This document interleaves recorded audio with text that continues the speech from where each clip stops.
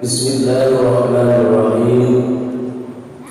Alhamdulillahi rabbil alamin. Alhamdulillahilladzi ja'ala Ramadan syahrul ibadah wa syahrul tarahum. Asyhadu an la ilaha illallah wahdahu la syarika lahu wa asyhadu anna sayyidana wa nabiyyana Muhammadan abduhu wa rasuluhu la nabiyya wa la rasula ba'da. Allahumma salli wa sallim wa barik ala Muhammadin wa ala alihi wa ashabihi wa man tabi'ahu ajma'in. Qala Allah ta'ala fil Qur'anil Karim wa huwa asdaqul qa'ilin. A'udzu billahi minasy syaithanir rajim. Bismillahirrahmanirrahim. Syahrul Ramadan alladzi unzila fihi al-Qur'an hudan lin-nasi wa bayyinatin minal huda wal furqan. وقال النبي صلى الله عليه وسلم من صام رمضان إيمانا واحتسابا غفر له ما تقدم من ذنبه. وقال رب اشرح لي صدري ويسر لي أمري واحلل عقدة من لساني يفقهوا قولي. صدق الله العظيم. أما بعد. Hadirin hadirat rahimakumullah. Yang pertama dan paling utama dalam kesempatan yang baik ini, dalam kesempatan yang penuh barokah ini, mari kita panjatkan rasa syukur kita kepada Allah Subhanahu wa Ta'ala atas segala limpahan rahmat, nikmat, taufik serta hidayahnya, sehingga kita pada kesempatan yang baik ini, pada sore hari ini, diperkenankan oleh Allah untuk bisa melaksanakan salah satu kegiatan yang sangat baik dan bermanfaat ini, yakni iftar berjamaah. Mudah-mudahan acara kita pada sore hari ini diridhoi oleh Allah Subhanahu wa Ta'ala. Amin.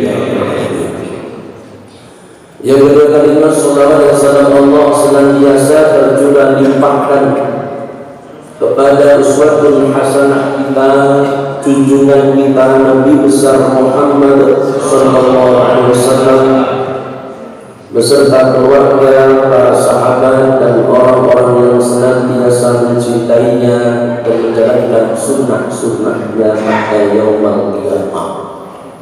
Hadirin hadirat rahimakumullah. Alhamdulillah pada kesempatan yang baik ini Allah masih meringankan langkah kita, masih memberikan kesempatan kepada kita untuk berada di bulan yang penuh barokah, bulan yang penuh ampunan ini, bulan yang dimana Allah turunkan banyak rahmat, Allah turunkan pahala yang luar biasa. Maka mari kita pergunakan dengan sebaik-baiknya kesempatan emas ini yang Allah berikan ini untuk menjalankan segala apa yang telah diperintahkan oleh Allah Subhanahu wa Ta'ala. Bisa jadi kita tahun depan Allah anak kita tidak tahu apakah kita bisa menjalankan ibadah di bulan Ramadan, karena umur hidup kita ini adalah Allah yang memiliki. Kita boleh saja berencana tahun depan saya akan merancang begini dan sebagainya, akan tetapi idza jaa ajaluhum la yastakhiruna sa'atan wa la yastaqdimun. Tapi kalau sudah ajal menjemput kita, tidak ada kata kita ini nanti yang bisa mengatakan tunda dulu malaikat. Saya tahun depan saja, tahun depan lagi saja, bahkan 10 tahun lagi. Maka kita hanya bisa menerima ketentuan dari Allah Subhanahu wa Ta'ala. Maka kesempatan ini mari kita jadikan sebagai lahan untuk banyak kita beramal di bulan yang penuh barokah ini mumpung betul-betul Allah sayang kepada kita ini masih diberi kesempatan Bapak Ibu yang dirahmati oleh Allah. Banyak saudara-saudara kita saat ini yang ada kesempatan tapi tidak diberi kesempatan oleh Allah, tidak diberi hidayah oleh Allah, sehingga apa? Belum tentu bisa menikmati suasana pada sore hari ini, suasana kebersamaan, suasana kita bisa mendengarkan ceramah-ceramah agama untuk kebaikan kehidupan kita, untuk di dunia sampai kita di akhirat ini. Kita butuh hal yang semacam ini, untuk yang menulisir hati, nasihat-nasihat itu dalam rangka untuk kebaikan kita, kebaikan hidup kita. Andai kata hidup kita saat ini belum sesuai dengan jalur yang dijalankan oleh Allah, melalui nasihat-nasihat ini barangkali akan bisa meluruskan niat kita, jalan kita yang awalnya tidak baik akan menjadi baik menuju ridhonya Allah Subhanahu wa Ta'ala. Dalam hidup kita ini sebetulnya tergantung cara pandang kita, Bapak Ibu. Di dalam Al-Quran sudah begitu banyak, sudah dibentangkan oleh Allah bagaimana hidup kita ini ketika hidup ini menuju kepada jalan kemudahan, sudah ada jalannya. Bahkan barangkali kesulitan pun sudah ada jalannya. Coba dilihat di surat Al-Lail di situ. Allah sudah terangkan fa'amma man a'ta wattaqa wa saddaqa bil husna fasanuyassiruhu lil yusra. Ini adalah konsep hidup supaya kita diberi kelancaran oleh Allah dalam hidup kita. Ini resepnya, Pak. Coba kita lihat apa maksud di dalam ayat itu. Fa'amma man a'ta. Jadi bagi siapa yang memberi dalam arti ketika kita diberi kelapangan oleh Allah harta, arahkan harta kita ini ke jalan Allah. Santunya anak yatim, fuqara al-masakin, orang-orang yang tidak mampu, ya, maka kita ketika ditakdirkan oleh Allah, harta kita dilimpahkan oleh Allah, bagi kepada mereka. Ringan tangan seperti ini mampu menjadi jalan kita hidup kita diberi kelancaran oleh Allah. Urus apapun itu diberi kemudahan oleh Allah. Kenapa? Karena kita juga mementingkan kepentingan Allah Subhanahu wa Ta'ala. Ini yang pertama. Jadi sangat penting sekali saat kita ini bermanfaat yang diberi kelebihan oleh Allah, harta terutama. Ya, harta kita sudah cukuplah. Kita kalau hidup sendiri dengan keluarga itu berapa setiap bulan. Tapi karena ada lebih, kita juga ingin memikirkan keluarga yang lain, ikut memikirkan anak yatim, fuqara wal masakin, bahkan membantu pembangunan masjid, pondok pesantren. Masya Allah, hidup yang seperti ini yang kita lakukan. Harta kita selain diberkahi oleh Allah, harta kita, maka urusan-urusan kita nanti akan diberi kemudahan oleh Allah Subhanahu wa Ta'ala. Kemudian yang kedua, bertakwa. Landasi amal kita ini dengan takwa kepada Allah, dengan rasa takut kita kepada Allah, dengan rasa kita ini bahwa kita akan diawasi oleh Allah, seakan-akan kita ini di CCTV oleh Allah. Kita sadar itu, Pak. Kemana pun arah gerak kita, selalu Allah memantau kita, melihat kita.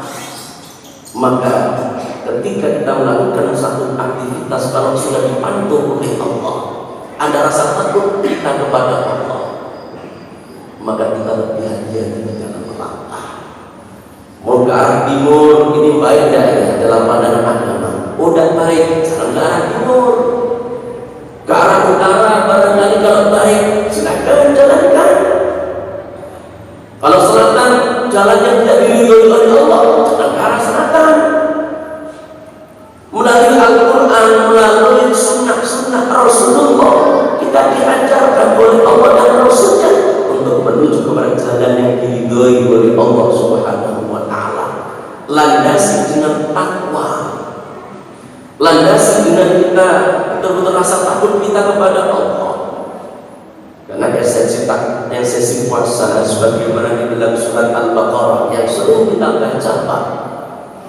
Ya ayyuhalladzina amanu kutiba alaikumus syiyam kama kutiba alal ladzina min qablikum la'allakum tattaqun. Esensi puasa adalah akan membentuk pribadi kita menjadi pribadi orang-orang yang bertakwa. Pertanyaannya, apa bisa hanya kita menahan lapar saja apa bisa membentuk pribadi orang yang bertakwa? Sebetulnya puasa itu tidak hanya kita menahan makan dan minum saja, Pak. Puasa itu dalam pandangan Imam Al-Ghazali ada 3 pandangan, 3 kelompok. Yang pertama shaumul 'am, puasanya orang yang umum. Puasa yang dia hanya tidak makan, tidak minum, menjaga hubungan dengan istri di sehari selesai. Tapi kemaksiatan mata tetap jalan, telinga tetap jalan, mendengarkan musik-musik yang menimbulkan syahwat dilarang oleh agama. Dia dibiarkan itu, ya, tangan, kaki, dan segala sesuatu indera yang dimilikinya tidak ikut puasa. Kata Imam Al-Ghazali, ini tingkatan orang yang awam, tingkatan orang yang umumnya orang, Pak, yang barangkali kebanyakan begitu. Yang penting dia menahan lapar, tidak makan. Ya. Tetapi kalau kita melihat esensi dari puasa ini belum membentuk pribadi orang yang bertakwa. Ya. Di dalam hadis Nabi katakan, barang siapa yang berpuasa hanya itu yang dilakukan, menahan lapar dan dahaga, tapi kemaksiatan tetap jalan, bukan nantinya malah diterima oleh Allah puasa kita, justru kita mendapatkan, ya, murka Allah Subhanahu wa ta'ala. Kenapa? Kemaksiatan yang dilakukan itu di bulan yang penuh berkah ini. Dan perlu diingat, pahala orang menjalankan kebaikan di bulan Ramadan pada sunnah misalnya itu diberi pahala wajib oleh Allah Subhanahu wa ta'ala. Jadi yang saya dengar biasanya itu sholatnya sholat tarbiyah, ba'diyah, ya, itu yang biasanya pahalanya sebagaimana pahala sunnah. Jadi lakukan di bulan Ramadan itu berpahala wajib di bulan Ramadan. Ibadah wajib ditingkatkan lagi oleh Allah 70 kali lipat. Maka betul-betul ketika kita mengetahui bahwa ini adalah bulan yang penuh barokah, kemudian yang bagaimana Allah betul-betul menumpahkan, ya, kebaikan-kebaikan di dalamnya, maka jangan sampai sia-sia Bapak Ibu. Ketika ada waktu luang, tidak bekerja misalnya, tidak istirahat, gunakan untuk hal-hal yang bermanfaat. Tadarus Al-Quran, kajian-kajian keislaman, mendengarkan tausiah. Ini dalam rangka apa? Agar bermanfaat waktu-waktu kita, sehingga apa? Mendapatkan pahala dari Allah Subhanahu wa ta'ala. Maka ini perlu kita betul-betul paksa diri kita. Memang melakukan satu kebiasaan yang tidak biasa itu sulit, Pak. Betul-betul sulit, jamaah yang dirahmati Allah. Tapi kalau kita upayakan dipaksa, misalnya nih, kita saat ini dalam target kita di bulan Ramadan ini khatam. Ya, kalau nggak bisa khatam 4 kali, ya minimal sekali. Ya, berarti kalau sebulan sekali khatam berarti 1 hari. One day one juz, kan begitu. Kita paksa sehari 1 juz. Kalau tidak bisa, ya one day setengah juz boleh. Ya, dalam rangka apa? Untuk menghidupkan bulan yang penuh barokah ini agar kita mendapatkan keberkahan Al-Quran itu sendiri. Al-Quran nanti yang akan memberikan syafaat kita di yaumul qiyamah. Maka jadikan teman baik dalam kehidupan kita, apalagi di momen penting, Pak. Sebagaimana ayat yang saya baca tadi, a'udzu billahi minasy syaithanir rajim. Syahrul Ramadan alladzi unzila fihi al-Qur'an hudan lin-nasi wa bayyinatin minal huda wal furqan.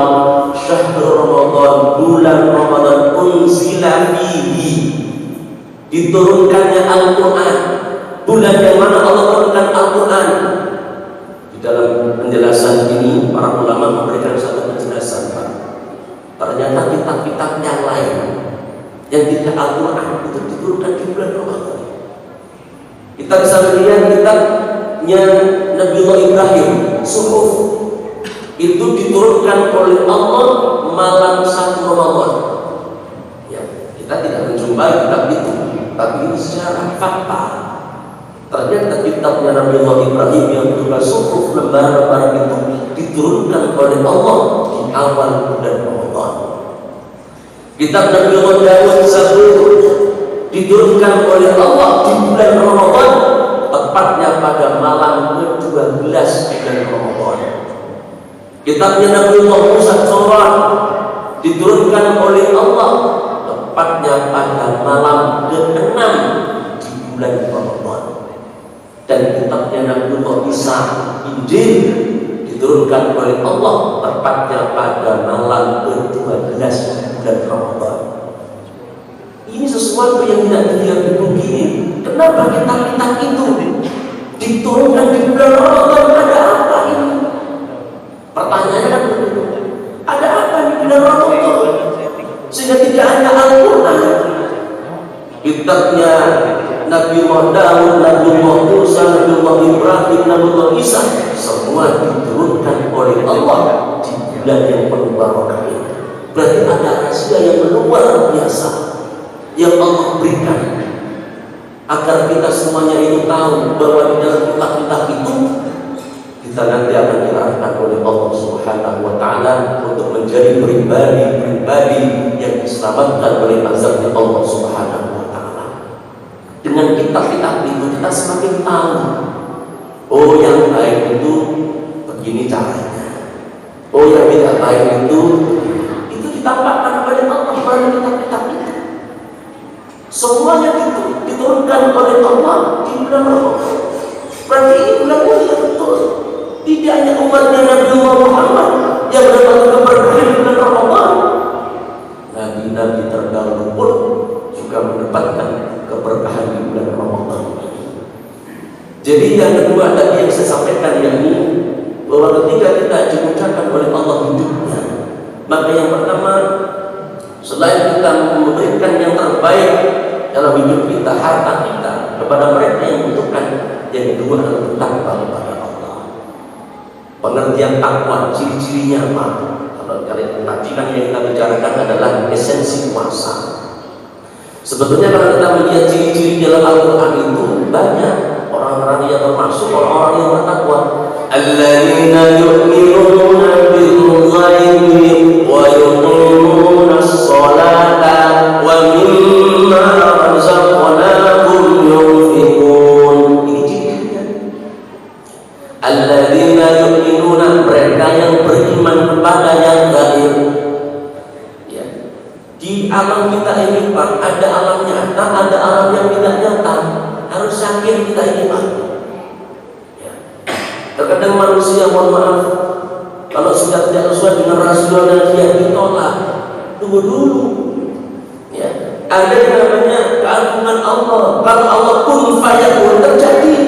Seperti apa? Peristiwa Isra Mi'raj Nabiullah Muhammad sallallahu alaihi wasallam. Itu kalau pakai otak kita tidak akan nyampe. Maka kita wajib beriman kepada yang tadi, beriman kepada jinnya Allah, ya malaikatnya Allah yang tidak bisa kita lihat. Kita wajib beriman. Kenapa? Ini termasuk ciri-ciri orang bertakwa.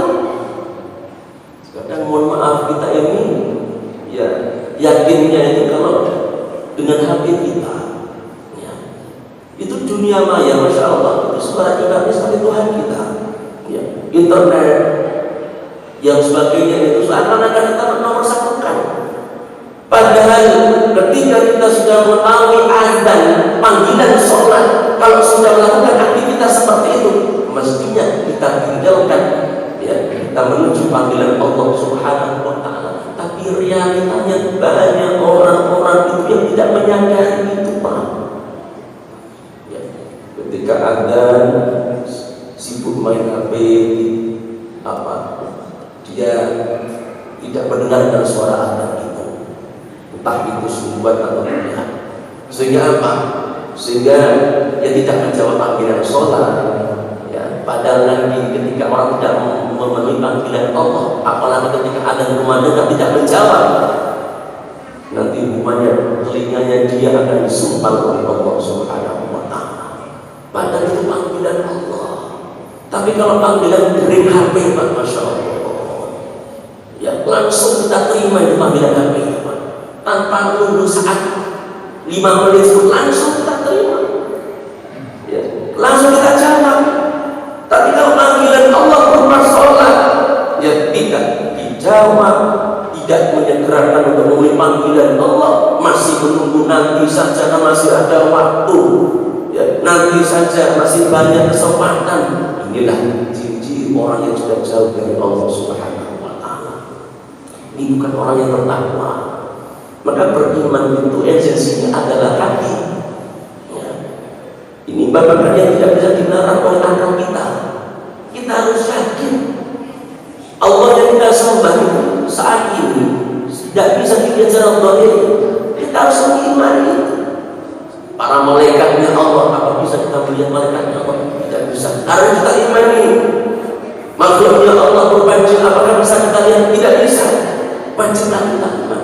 Inilah karakter orang-orang yang bertakwa kepada Allah Subhanahu wa Ta'ala. Wa yuqimuna shalah. Karakter yang kedua yakni mendirikan sholat. Ini mohon maaf, memaknai yuqimuna shalah itu bukan menjalankan sholat. Kalau menjalankan sholat itu hanya sekedar aktivitas, ya, tapi tidak mematuhi segala syarat hukumnya sholat. Pokoknya yang penting menjalankan sholat subuh 2 rakaat, ya 2 rakaat, benar orang yang dilakukan dia tidak mau tahu. Ini nama artinya menjalankan sholat. Orang bertakwa itu mendirikan sholat. Artinya apa? Sebelum dia sholat, ya, dia harus ngerti dulu bagaimana caranya sholat yang baik. Rukun-rukunnya sholat ada berapa, yang membatalkan sholat apa saja, yang makruh sholat apa saja, dia tahu ilmunya. Inilah orang yang pertama. Sehingga apa? Ketika dia selesai sholat, berpengaruh dalam kehidupannya, semakin lebih baik, semakin lebih baik, semakin mendekatkan dirinya kepada Allah Subhanahu wa Ta'ala. Wa mimma razaqnahum yunfiqun, dan menafkahkan sebagian rezekinya di jalan Allah. Dipertegas di ayat yang lain, alladzina yunfiquna bis-sarra wad-dharra wal kadhimina al-ghaidha wal 'afina 'anil nas. Ini karakternya yang lain. Apa maksudnya di situ? Mendapatkan rezeki di jalan Allah itu baik dalam kita lapang, mohon maaf, kita banyak harta, ataupun kita dalam kondisi sepi, tetap kita harus sebagian sisihkan untuk mereka yang membutuhkan. Kalau kita seperti ini mampu, Pak, hebat kita. Itu kita termasuk orang yang pertama tanpa sadar kita. Tapi mohon maaf, biasanya itu dia sulit, apalagi saat kita susah. Lalu saat kita punya aja sulit, menyisihkan beberapa sen duit kita itu untuk kepentingan umat saja itu Masya Allah sulit yang kita mampu. Sampai kita membuat proposal pun belum tentu diasis. Padahal untuk akhirat, untuk kepentingan dia, untuk investasi dia ketika menghadap Allah, itu pun sulit diwujudkan. Kenapa? Dia belum termasuk orang yang bertakwa kepada Allah Subhanahu wa Ta'ala. Orang bertakwa itu enak, Pak. Ya, dia nggak perlu pakai proposal. Ketika kita tuju itu orang yang betul-betul bertakwa. Butuh berapa Pak masjid ini? Untuk mengenal masjid sekian. Saya mampu sekian Pak. Saya tak beli semennya aja Pak. 100 bulan. Saya tak beli aja Pak. Dan sebagainya. Inilah orang yang bertakwa. Untuk kepentingan Allah. Ya, tapi laki-laki bermakmurkan itu ada saja. Duit terus dirancang. Ternyata ada saja mungkin yang suaminya, mungkin yang istrinya, ketika suaminya menginfakkan hartanya, kata istrinya, berapa Mas? Sekian di 100 juta, oh curangnya, jangan banyak-banyak, 50 juta saja.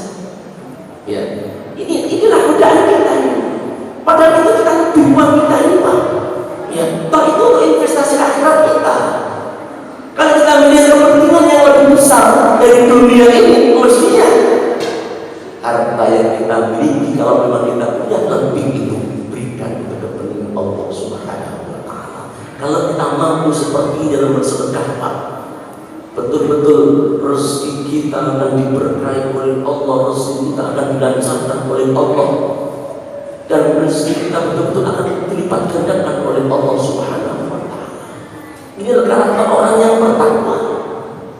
Baik dalam kondisi senang dia sisihkan hartanya di jalan Allah, dalam kondisi susah dia sisihkan di jalan Allah hartanya. Kemudian wal kadhiminal ghaidha, menahan amarah. Saat ada mungkin teman kita yang menggoda kita, yang membuat marah kita, ini bulan puasa, katakan untuk sholat saya puasa.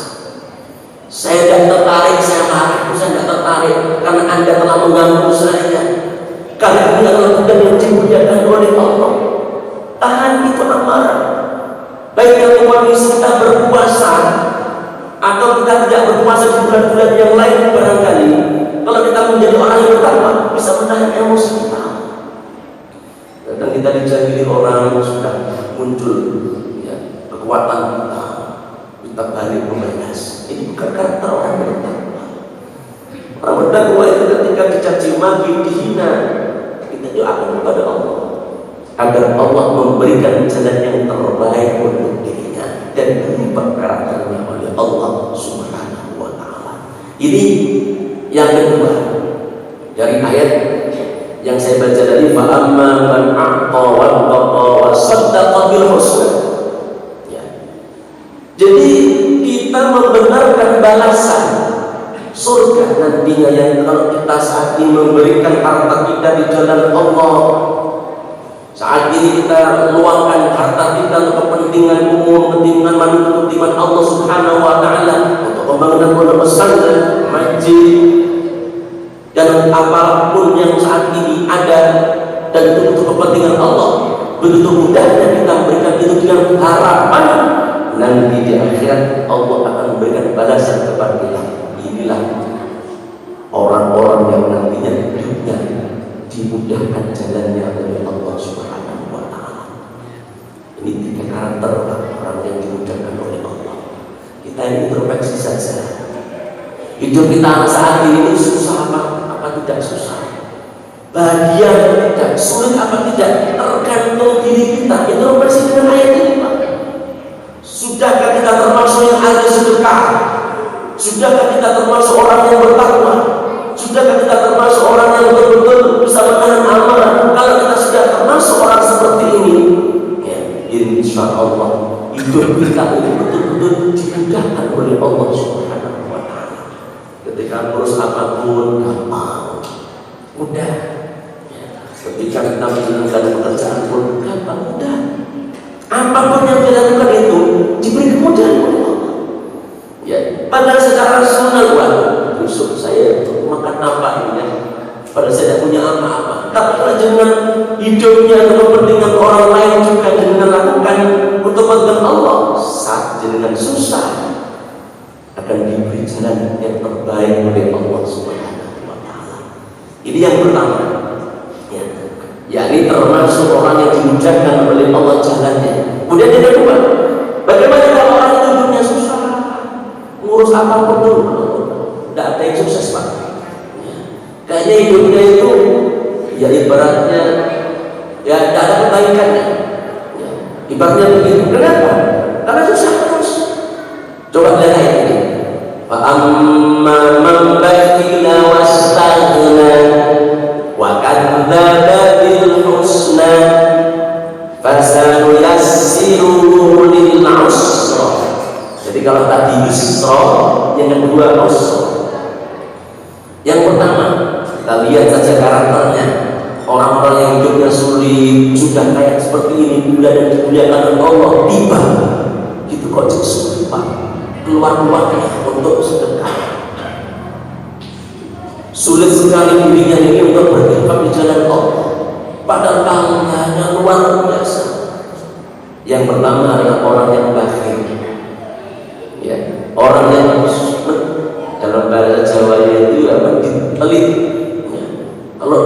itu selalu yang eman-eman, pada kepentingan Allah.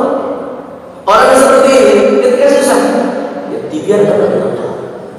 Nah, maka dia akan merasakan banyak susah dalam hidupnya. Kenapa? Karena dia sulit mengeluarkan uangnya di jalan Allah. Ini kita bicara di Mekah dan Mukarramah, tepatnya di Madinah. Kalau tadi saya katakan begitu. Di Madinah itu kalau musim seperti ini Pak, ya, orang sedekah itu mencari-cari Pak, ya, mencari-cari sampai dewa calon, ibaratnya untuk iftar seperti ini. Ya. Jadi sudah disiapkan makanan, tinggal cari orang. Itu sulitnya mereka mencari orang itu Pak. Di Indonesia kebalikan. Di Indonesia itu yang susah apa Pak? Mengumpulkan orang-orang yang ahli sedekah. Ya. Tapi kalau orang seperti kita kumpulkan untuk menerima sedekah, masya Allah, ya sangat mudah kita lakukan. Berarti esensinya kita ini belum bisa memahami. Ya. Hakikat dari bulan yang dimuliakan oleh Allah ini Pak. Kenapa di Madinah itu bisa melakukan? Karena dia memahami bulan ini Allah lipat gandakan pahala.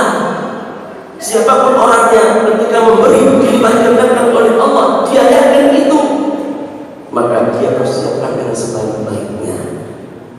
Ya, ini barangkali berbeda kondisinya ketika di negara kita, tepatnya mungkin di kampung kita. Ya, di kampung kita sendiri sudah sulit Pak. Kita harus membuat proposal dulu, ya, dijadwal. Ya, bisa nggak mungkin minggu depan, bulan apa, 2 bulan depan bisa membackup iftar di masjid ini. Ternyata sudah sangat jawabannya, Pak saya lagi susah Pak. Ya, kerjaan sedang sulit, uang pemasukan nggak ada. Jawabannya paling seperti itu.